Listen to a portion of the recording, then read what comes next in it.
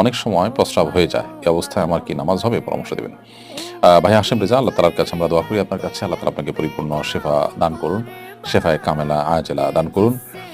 এবং এইরকম পরিস্থিতিতে আপনি যেহেতু প্রতি ওয়াক্তের জন্য 5 বার 5টা ডায়পার চেঞ্জ করা আপনার দ্বারা সম্ভব নয় এবং কখন পেশাব পায়খানা হয়েছে আপনি নিজেও জানেন না, অতএব যতক্ষণ আপনি এটা পড়া অবস্থাতে থাকবেন প্রত্যেক ওয়াক্ত নামাজের জন্য আপনি ওযু করে নিয়ে নামাজ পড়বেন।